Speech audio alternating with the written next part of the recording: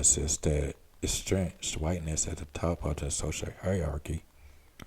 Furthermore, the preference for lighter skin tones is a result of slavery, and since then, there are many methods people have used and still use to determine someone's value in society. And yeah, that's another thing too, with racism and slavery too, man. Like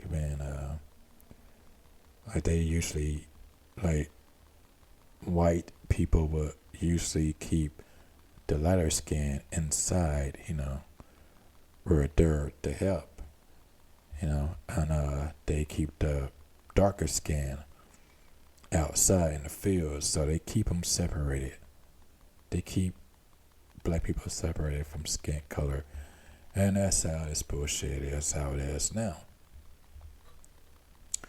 Slavery and a preference for lighter skin.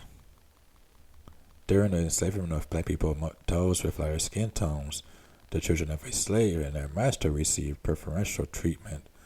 One of the reasons for this favoritism is because black people with lighter skin have more European features and a closer proximity to whiteness.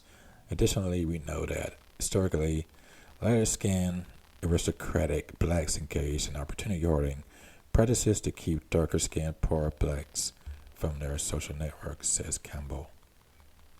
The one drop rule. The enslavement of Africans in America brought us the one drop rule, which impacts our definition and impression of our varying shades.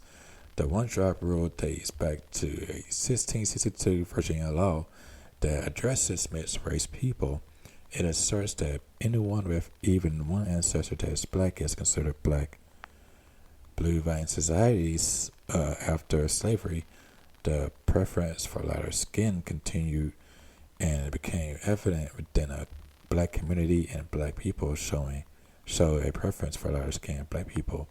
Consequently, a dark-skinned individual not only faces discrimination from white society, but will also be discriminated against by black society, says Campbell. For example, light-skinned black people form clubs that cater only to other light-skinned black people.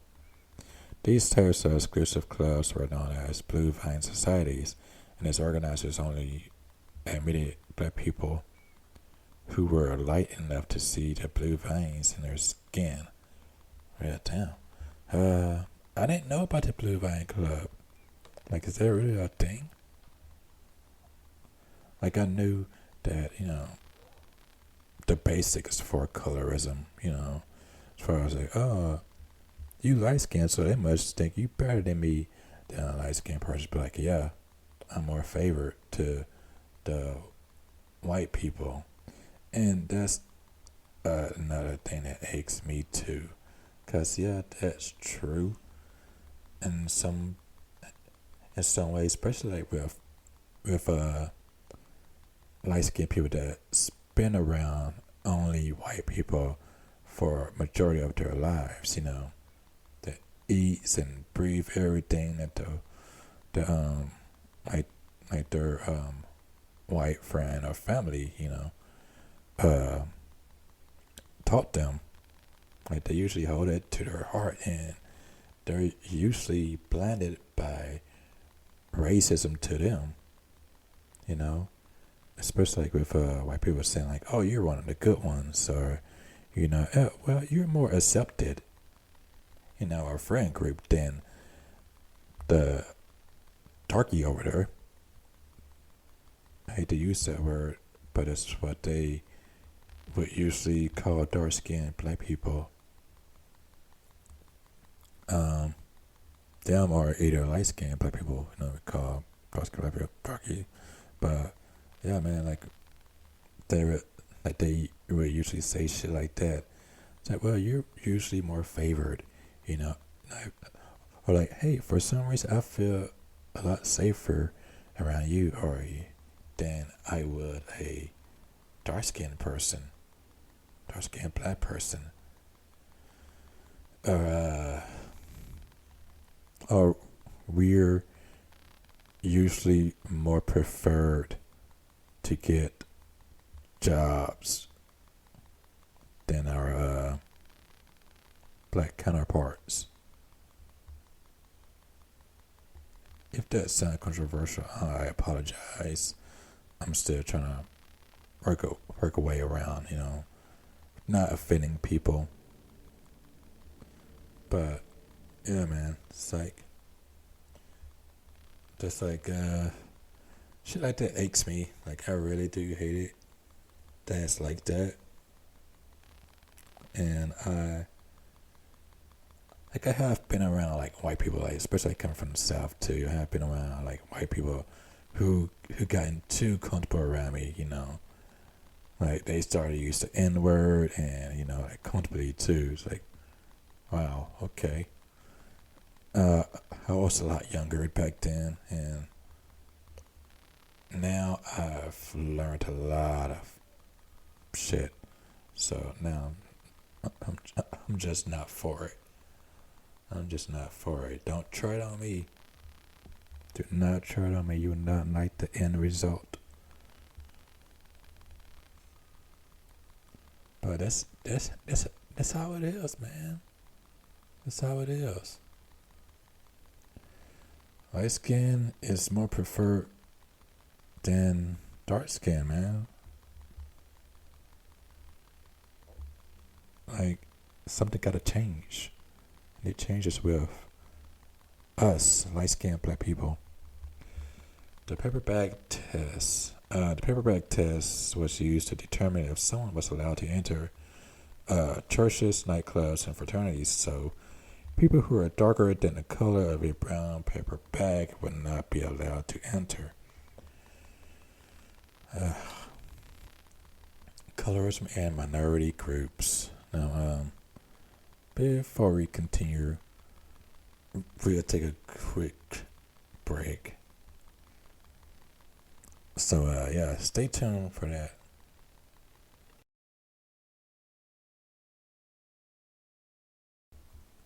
Hello and good morning. You're listening to NEAM. I'm your host, Casey Genesis.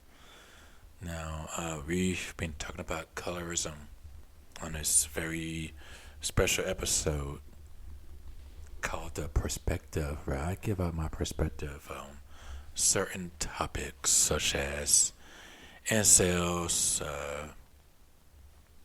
gender based categories, and most importantly, racism. Or in this case, we're talking about colorism, which is a form of racism within our own communities as a race, as a people. And yeah, like guys, forgive me if I say wrong for things, and then yeah, like just forgive me from for reading out this article too. Like I do know what's going on. Like with like in the community, as far as like with color and racism and colorism. But I think just reading from someone with a similar perspective helps not only me out but also helps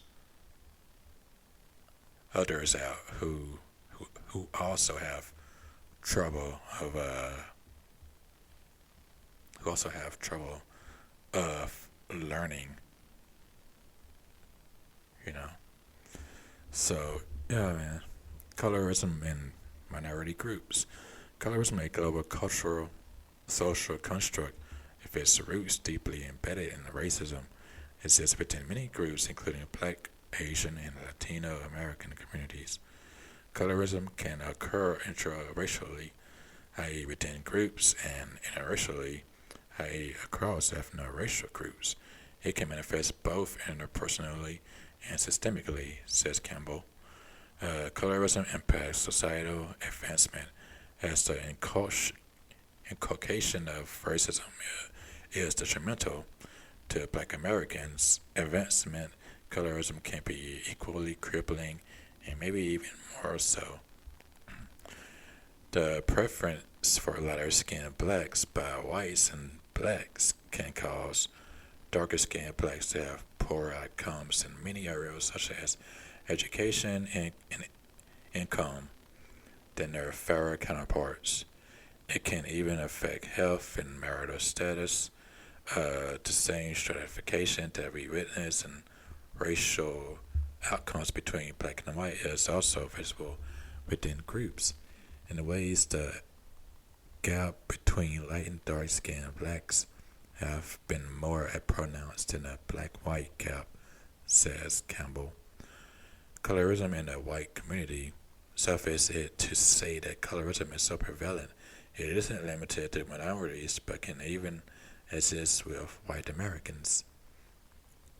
In a study published by the Journal of Social Cognitive and Affective Neuroscience, researchers used MRI to determine activity in the amygdala, a region in the brain that processes potential threats, emotions from sensory, social, and emotional stimuli. When shown photographs of unfamiliar black and white faces with various skin tones.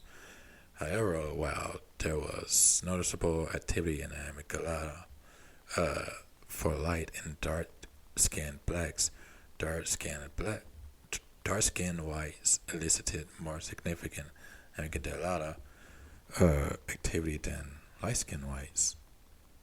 In the media, the prevalence of colorism isn't limited to our day-to-day lives. It even extends itself into areas that one might assume to be liberal and thus inclusive Hollywood. It is visible in the media and advertising industries, says Campbell. Actress Lupita Nyong'o accused a magazine of airbrushing her hair to look more European. She says, "We have even seen it played out on screen in movies such as Spike Lee's movie School Days, where dark-skinned and light-skinned girls call each other names such as Tar Baby, Barbie Doll, and Wanna Be White." Yeah, I've had to like I've experienced it too, like within my own people as well. Like the name calling and stuff like that.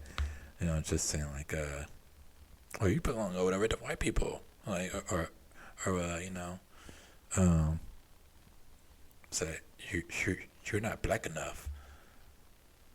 No, this is not only from my own people, but this is from also white people as well. I've experienced both of this, like people saying that I'm not black enough. It's from black and white, man. It's like, damn. So I have my own people, black people, saying to me that I'm not black enough, and I have white people saying that I'm not black enough either, because with whites, if they want to be hip, if they want to be down, they usually look for a darker skinned black person. But if a light skinned person is anything like me, as far as like with, I guess proper English, or like well educated, or just someone who has a very light personality, they'll say, bro, you're not black enough. Like you too white. Look how you dress. Look how you act. Look how you talk. You're not black enough. So, with me being this light-skinned black man with two black parents, like I'm still at a loss. It's like a personality thing going on here. And it's like, yeah, man, damn. Like I feel lost. Like you have no personality, or you have like trouble fitting in, where it comes to a point where it's like, well, I guess I'll be over here by myself, or with someone, like anyone that accepts me. And it's like with any kind of race.